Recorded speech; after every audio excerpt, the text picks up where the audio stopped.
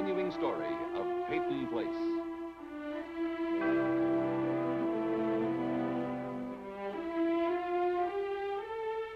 Starring Dorothy Malone as Constance Mackenzie, Ed Nelson as Michael Rossi, Mia Farrow as Allison Mackenzie, Ryan O'Neill as Rodney Harrington, Barbara Parkins as Betty Anderson, Tim O'Connor as Elliot Carson, Christopher Connolly as Norman Harrington.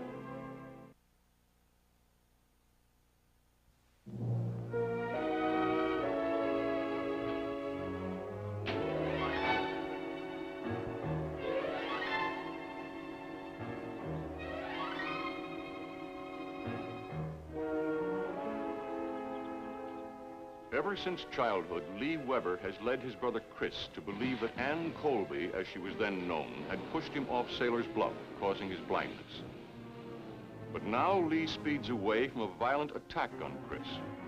An attack triggered by Chris's revelation that he now knows that it was Lee himself who had pushed him. Sandy Weber, knowing that Lee's guilt has become seething rage, is afraid that Lee's lashing out at his blind brother is only the beginning of an explosion that might shatter the uneasy calm of Peyton Place. Chris, are you all right? Sandy, where was Lee headed? Which direction did he take off in? Straight into a stone wall, for all I care. You care? Yeah, but I wish I didn't. I gotta get to Ann Colby before she leaves for work. Now, you're not going anywhere. You've been up all night and you need some sleep.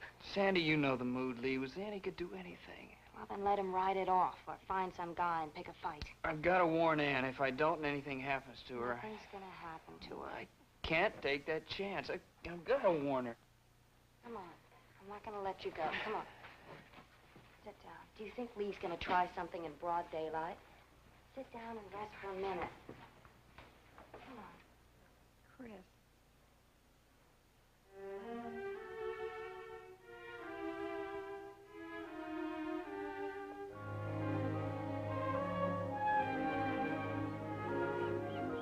There's one thing I'm glad of, Only one? aside from the fact that you're perfect in every other way. Thank you. Even with my swelled head? Aside from all that, you're a doctor. Doctors are early risers. Particularly when they've been awake all night. I think it's something every couple should discuss before marriage. What, sleeping habits? Whether or not they're early risers. You see, I'm morning people myself. Morning I suppose you're a slug-a-bed who likes to laze around under the covers and... Well, I have a terrible confession to make. I am a slug-a-bed who likes to lay under the covers until noon. Oh, your patience will never allow that. Well, I'm not intending to take my patients with me on my honeymoon. Well, I suppose we can let you sleep late that once, and maybe once a year after that. Say on our anniversary. You are very kind. What? Sentimental.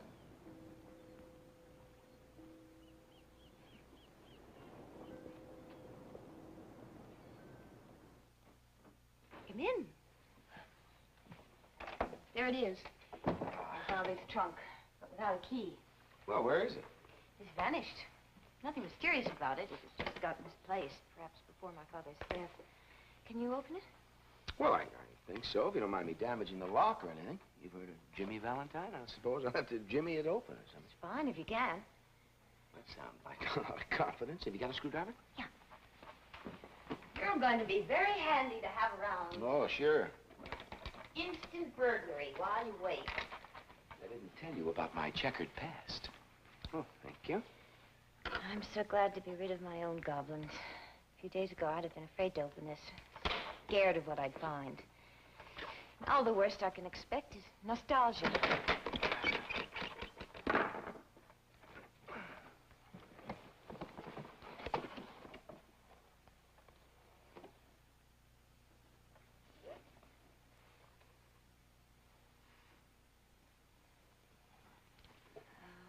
He used to wear this when he went ice skating. It isn't much to show for 60 years of living, but it's all he had to leave. That's not all.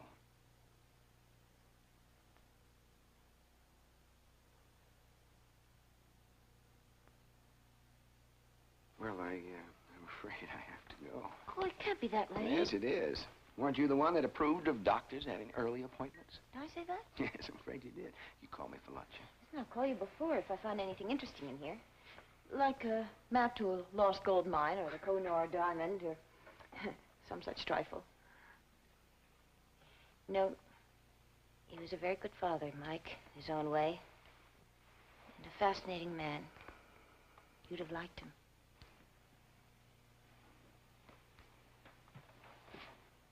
I know I would. Goodbye, love. Right.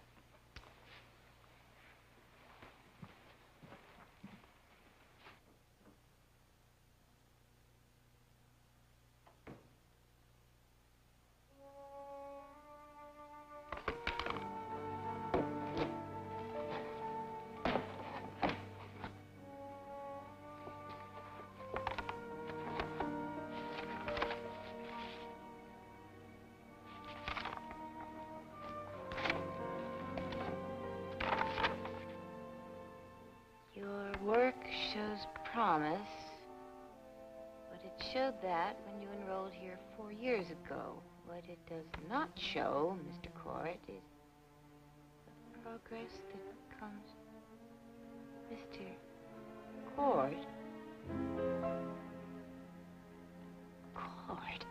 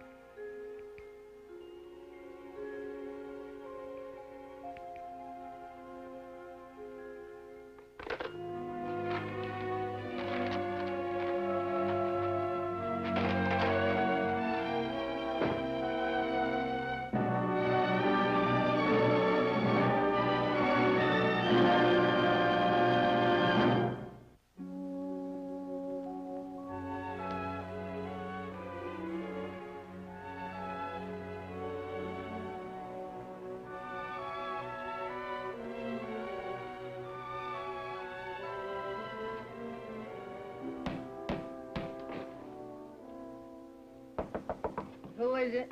Is Miss Howard in? No, she's... Come in, please. Oh, I'm Chris Weber. I was looking for Miss Howard. I'm Mrs. Hewitt. We've met before, haven't we? Years ago when you were a little boy. Yes, I remember. I'm just hanging a picture for Miss Howard. I promised her something colorful when she moved in, and number 4 down the hall is leaving. Did so she go to the hospital? Well, I'm sure she did. Did you see her leave? Well, not exactly. I was in the kitchen, but I heard her rushing down the stairs. Rushing? Well, moving quickly. Were there any calls for her? Did you have to call her to the phone or anything before she left? No. Look, Christopher, excuse me, but I'm used to calling you Christopher. I'm sorry I asked too many questions. Miss Howard is a very fine person. I know that.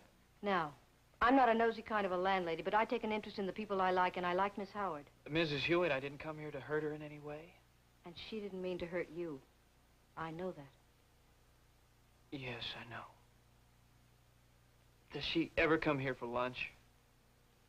Yeah, once in a while. Look, if I were you, I'd call her at the hospital. Yeah, I'll do that. I'll show you to the telephone. No, that's all right. No, it's no trouble. I think I'll just skip it for now. It's all right. If you don't have a dime, I have change. I'd rather talk to her face to face. Well, it's up to you. Yes, it is.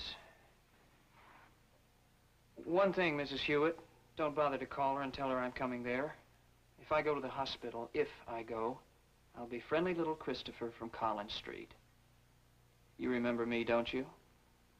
I wouldn't even step on a crack.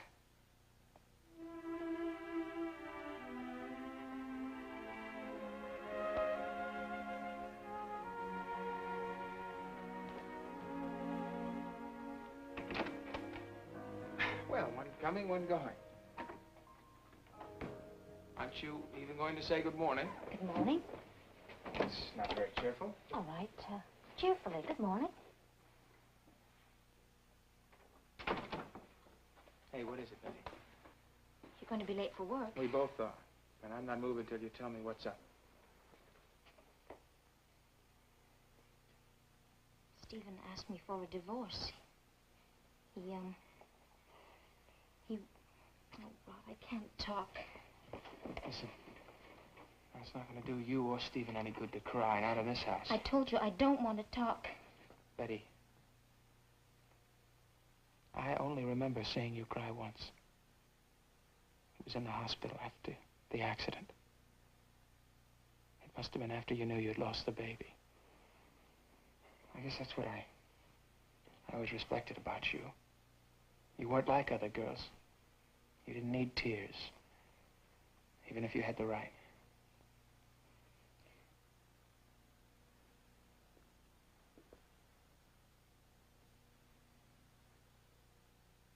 Betty, I know you've had a rotten time of it. And I didn't help you much, not when you lived here. But maybe it wasn't our fault. But we did mess things up, didn't we? Well, we've grown up a bit since then. But you can't afford to blow it again, not a second time. Maybe it's a punishment. I didn't love Stephen when I married him. Yes, but you love him now, don't you? Otherwise, you wouldn't care whether he gets hurt or not. And you do care. You let them intimidate you and use you. Just like my father did. Oh, if he had only left us alone. Maybe we could have made it. Maybe. Betty, I don't want to hear you say maybe after Stephen's divorced you. After you've racked up your second strikeout. But it's too late. I can't stop him now.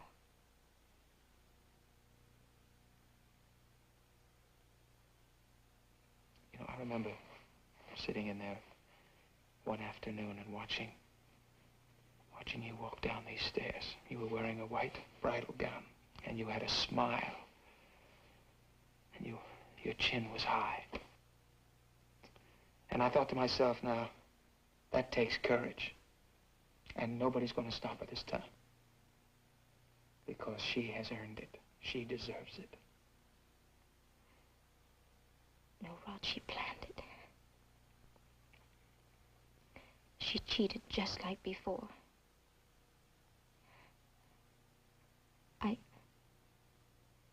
I told myself I'll learn to love him. But now I've got to prove it. I've got to prove that I love him, even if he leaves me. Because it's the only thing that I've ever done that wasn't for me. It's the first time that I've ever loved anyone enough.